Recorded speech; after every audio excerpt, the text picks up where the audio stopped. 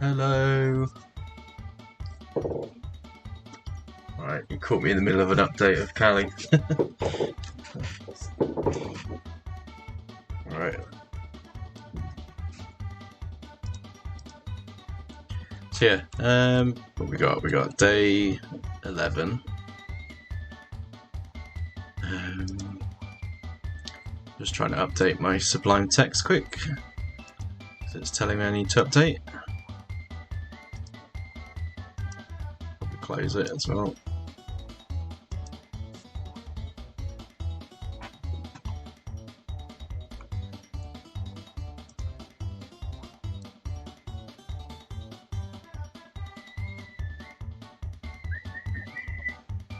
There we go.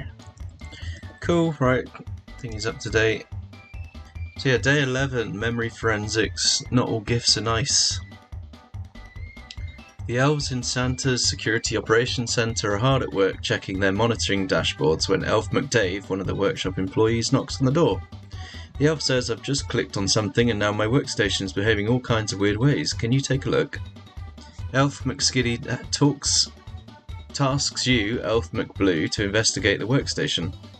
Running down to the workshop floor, you see a command prompt running some code. Uh-oh, this isn't good. You immediately create a memory dump of the workstation and dump this into your employee-issued USB stick. 822 says, I wonder, can the phone get a virus from the iPhone charger? Yes, yes it can. There's actually a cable made for that.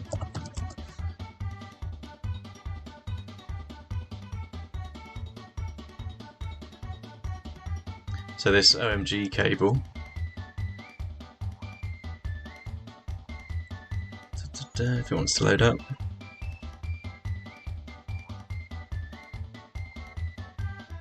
But standard cable and standard iPhone charger. Yeah, well that's the joy of it. So when...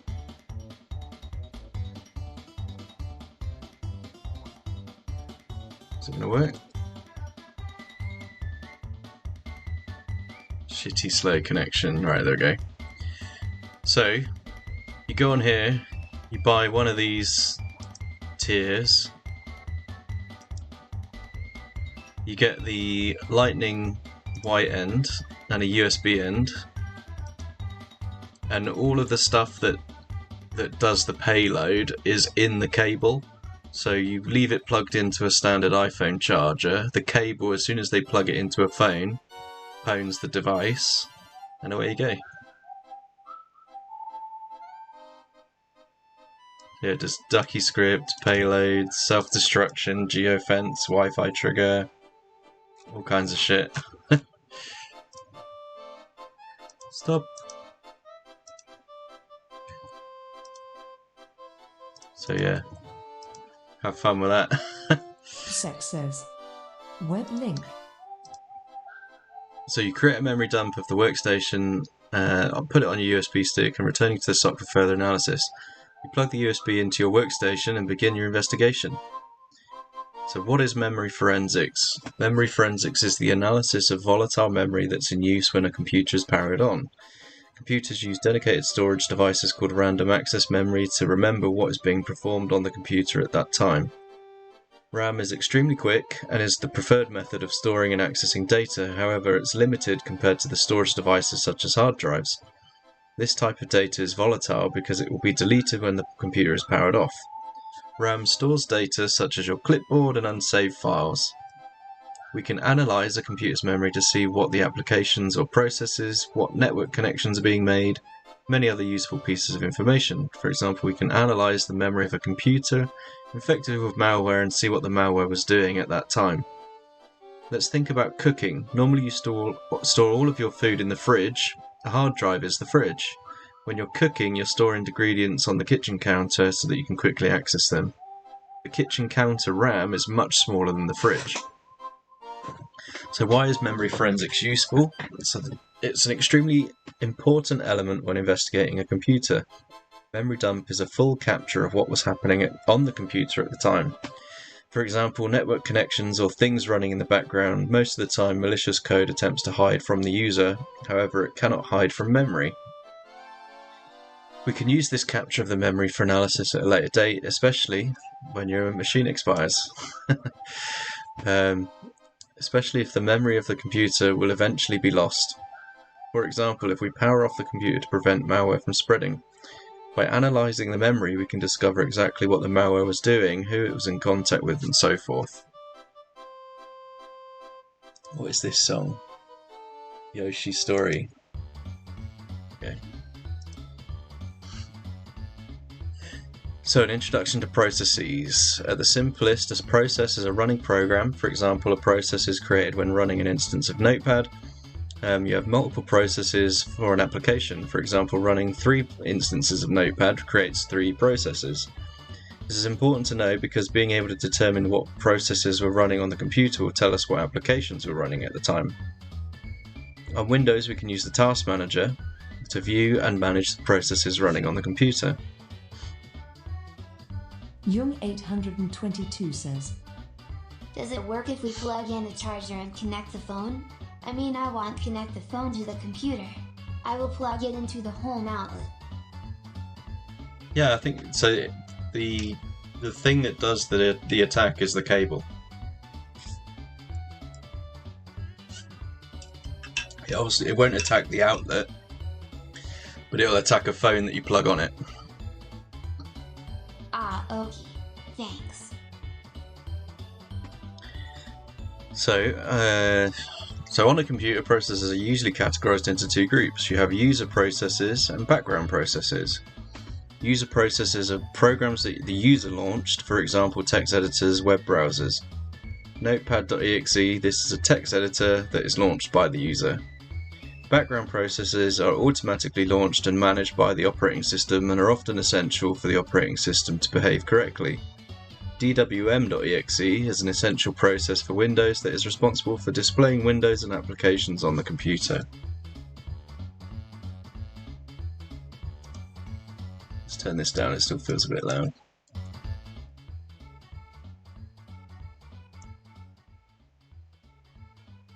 Thank you for the follow. Thank you for the follow.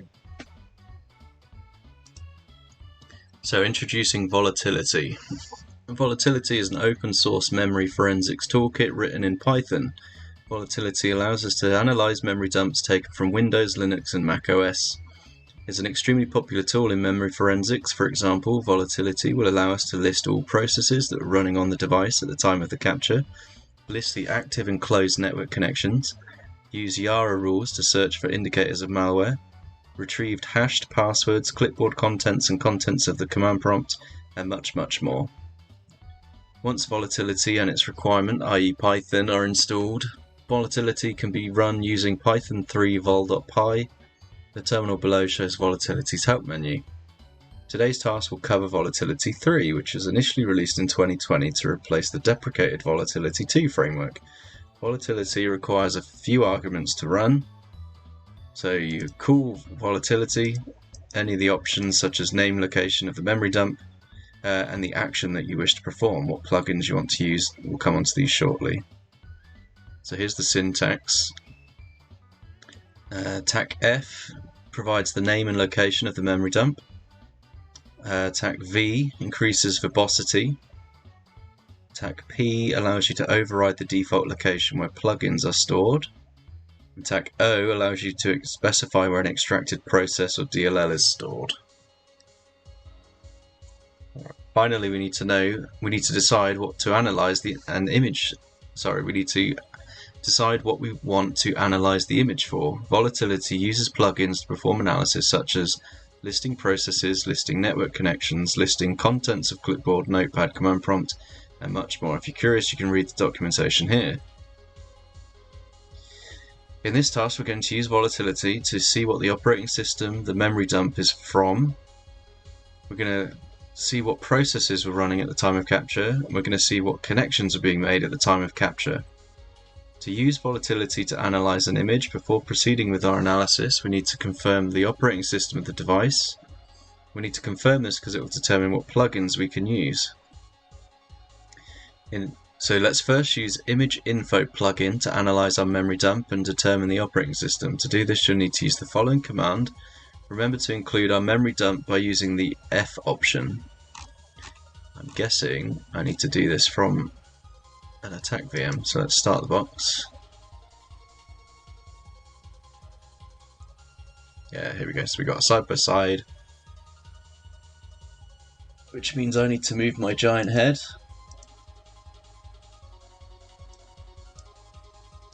Let's go that way around.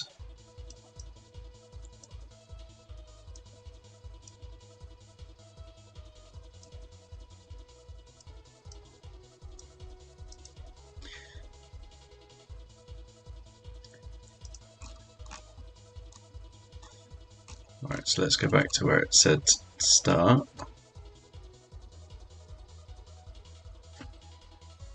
So we need to wait for this to boot, and then we can get on with using volatility. Is this baked into Kali? Let's have a look.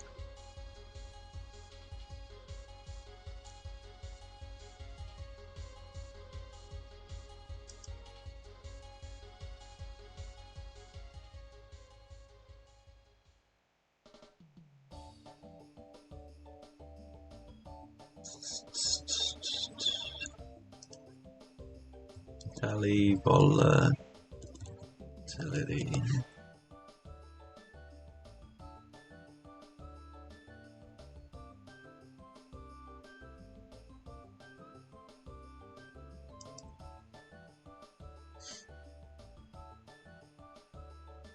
Assuming you just get it from a GitHub.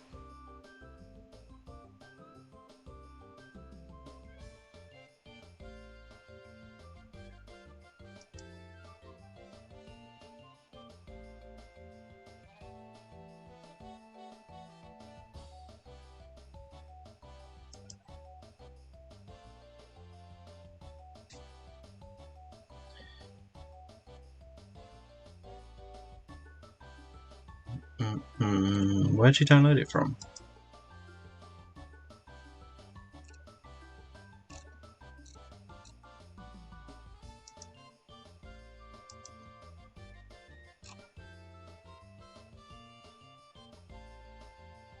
Volatility Foundation releases.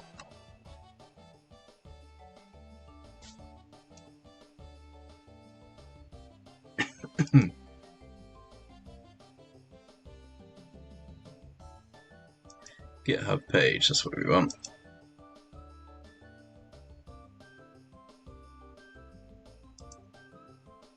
Let's stick this on here.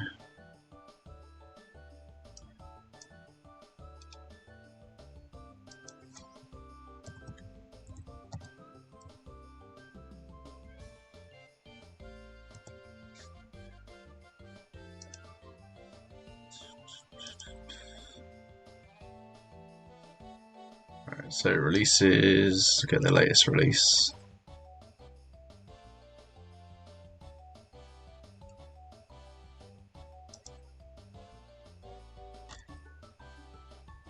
That's a wheel file.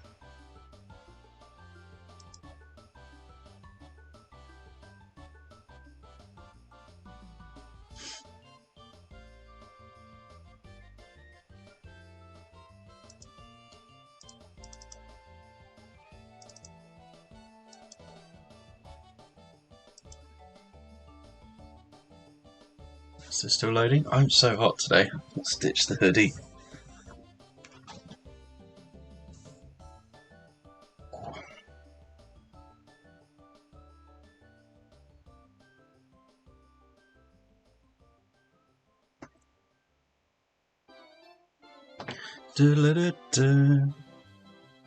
Connection error.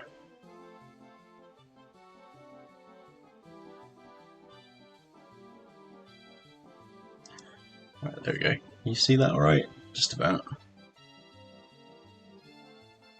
So before proceeding, we need to do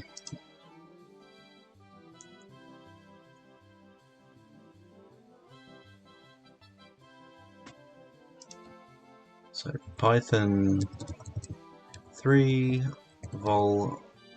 I'm assuming it's in this directory. So -f workstation.vrem windows.info. Okay, now that didn't work.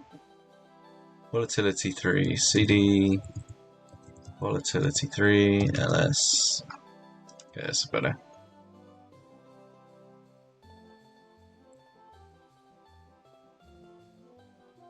So let's run volpy again. File does not exist. So which one does it want? Workstation vrem is vmem, not vrem. Okay, that's better. So this scan can take a couple of minutes.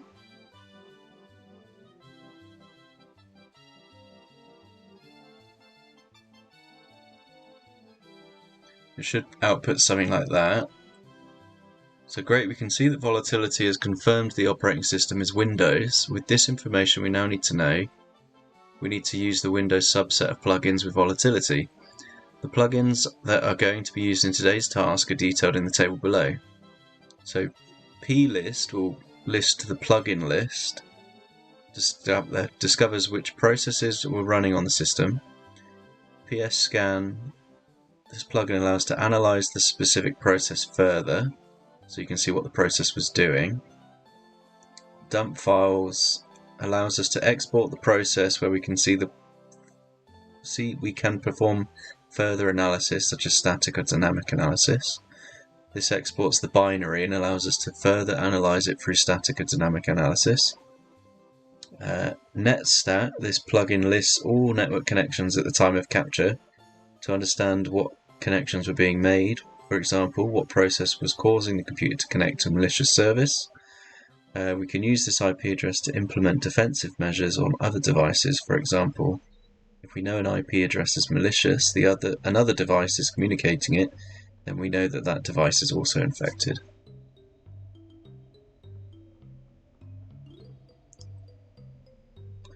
We're 77% done.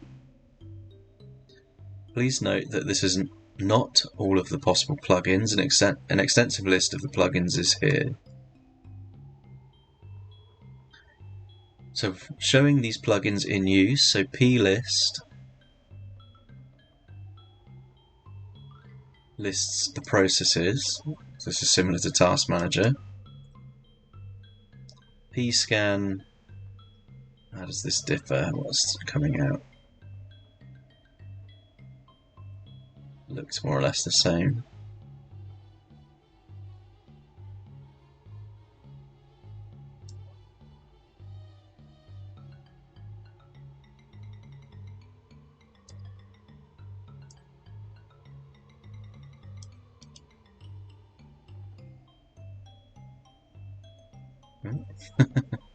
Take it I can't copy out of that shell then.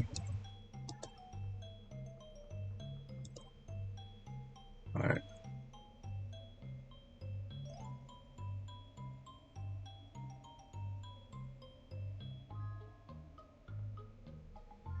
So let's try plist. Volatility error. Oh, PS list. PS list. And then dump file. So we've got three types of command.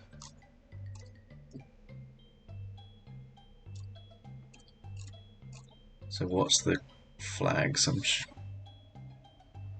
To access the memory dump, you need to deploy the machine, attach the task, which we've done.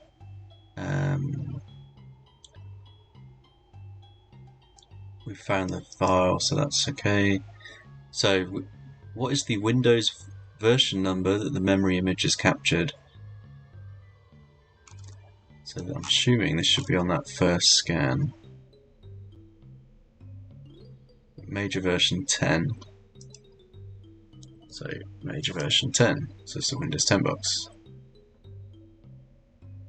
What is the name of the binary / gift that Santa has left?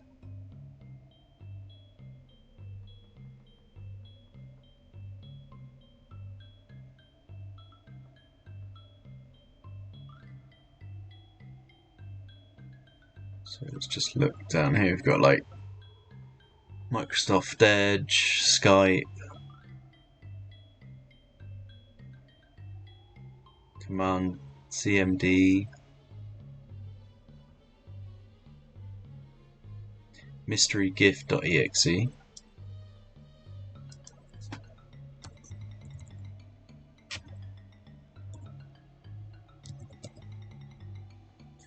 What is the process ID of the binary? So it's one of these two. So it's either 20448 5888. So which column is process ID?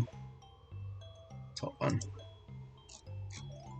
So we need the first column, 2040. 2040. Dump the contents of the binary. How many files are dumped? So we need to do Windows dot dump files PID 2040. Oh yeah, double tap for PID. That should dump the binary or binaries.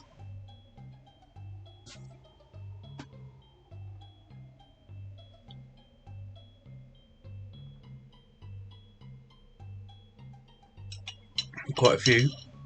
Got images. So we've got 1, 2, 3, 4, 5, 6, 7, 8, 9, 10, 11, 12, 13, 14, 15, 16. 16 files.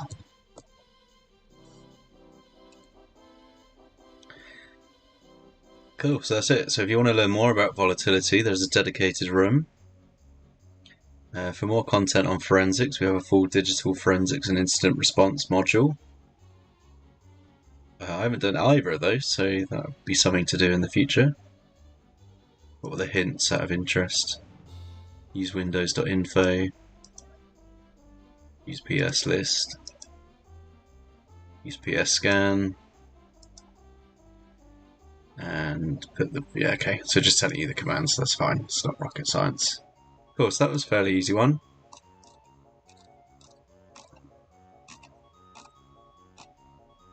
So that's 11 out of the way.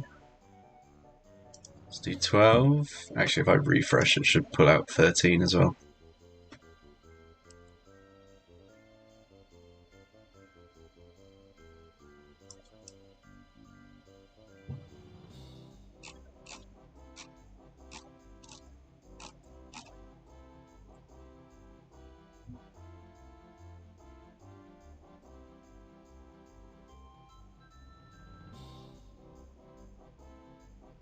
Right, terminate.